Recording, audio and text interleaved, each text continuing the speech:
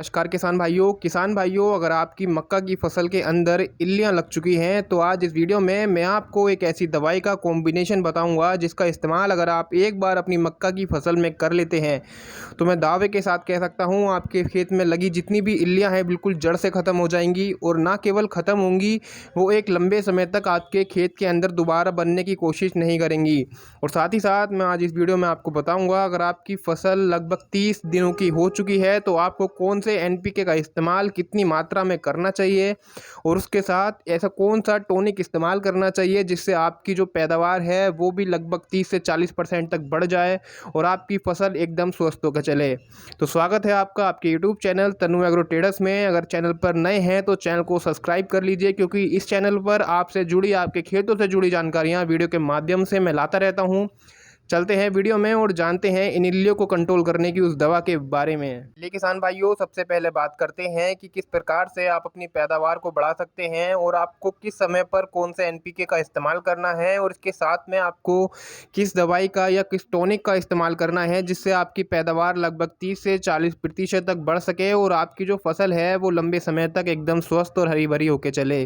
तो देखिए, अगर आपकी फसल लगभग 30 से 40 दिन की हो चुकी है तब आपको जो इस्तेमाल करना है वो है एनपीके 19-19-19।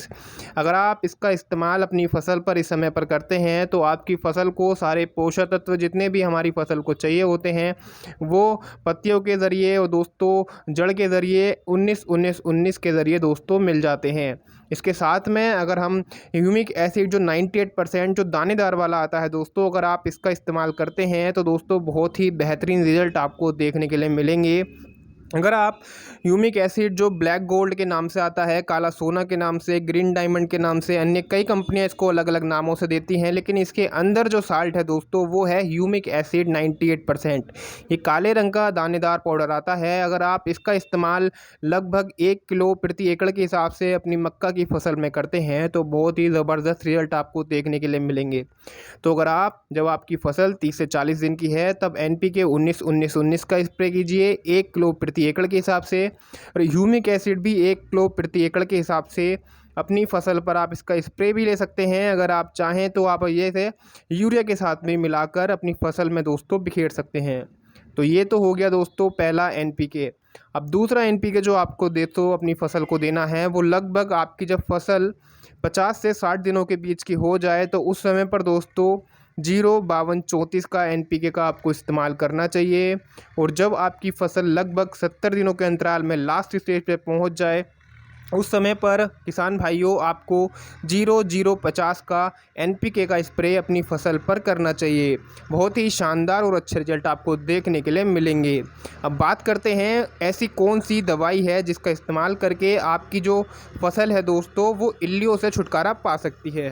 किसान भाइयों, सबसे पहले हम ये जान लेते हैं कि आपकी मक्का की फसल में ये इल्लियाँ क्यों बनती हैं। अगर आप इनका इलाज पहले से ही करके रखेंगे तो आपकी फसल में इल्लियाँ कभी लगेंगी ही नहीं।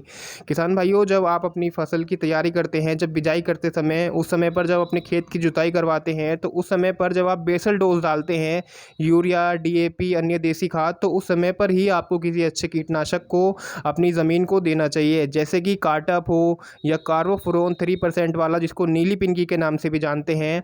ये लगभग 5 किलो प्रति एकड़ के हिसाब से अपनी फसल में दोस्तों जुताई के समय पर डाल देना चाहिए। अगर आपने इन कीटनाशकों का इस्तेमाल अपनी फसल में बेसल डोज के समय पर ही कर रखा है तो आपकी फसल में इल्लियां लगने का चांस दोस्तों बिल्कुल 0 हो जाता है।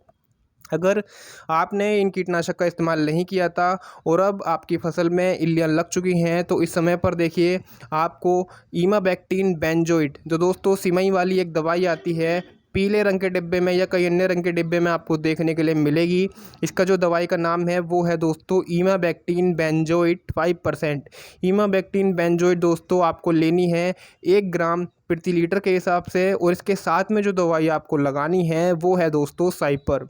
साइपर का नाम आप सभी ने सुन रखा होगा। जो साइपर मैथ्रीन आती है 25% वाली, आपको 2 ml प्रति लीटर दोस्तों इन दोनों को दवाइयों को आपको मिलाकर अच्छे से अपनी फसल पर स्प्रे कर देना है। अच्छे से अगर आप एक ही बार इसका स्प्रे कर देते हैं तो आपकी लगभग 80 से 90% इल्लियाँ दोस्तों कंट्रोल हो जाती हैं। ये दवाई इस्तेमाल करने के बाद दोस्तों सिस्टमेटिक और कॉन्टैक्ट दोनों तरीक़ों से काम करेगी। अगर जैसे आप अपनी फसल पर स्प्रे करेंगे तो कुछ ही घंटों के अंदर दोस्तों ये अपना काम करना शुरू कर देगी और साथ ही साथ ये पूरे पौधे के अंदर फैल जाएगी और सिस्टमेटिक तरीके से भी अपने पौधे की आपकी सुरक्षा करेगी।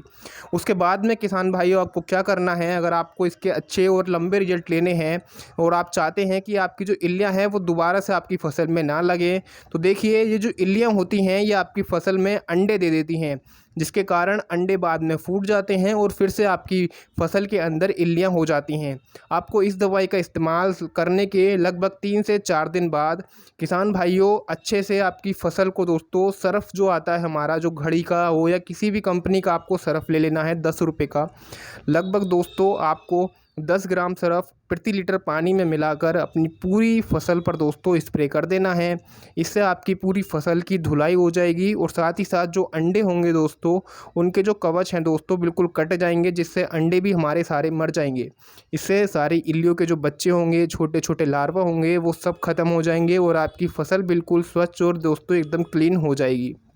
तो ये तरीका अगर आप अपना लेते हैं तो 100% मैं कह सकता हूँ आपकी जितनी भी जो इल्लियों की समस्या है वो बिल्कुल कंट्रोल हो जाएगी।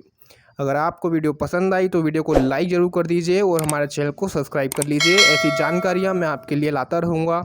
मिलते हैं किसी ऐसी जानकारी के साथ अगली वीडियो में, तब तक के लिए धन्यवाद।